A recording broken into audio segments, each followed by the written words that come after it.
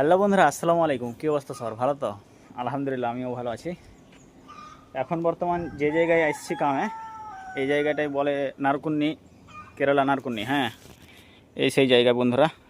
আর ভিতরে মানে কি যে মাটি ভরানো হবে, এইগুলো মাটি মানে কি সিমেন্ট বালুর সাথে মানে কি যে মিক্স আছে শুদ্ধা কিছু।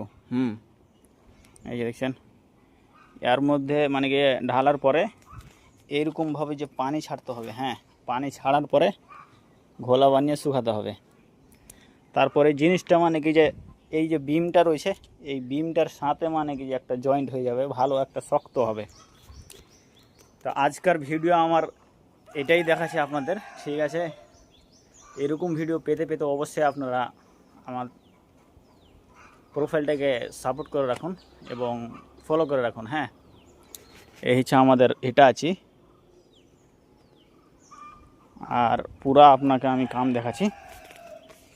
এই যে দেখছেন, দেখেন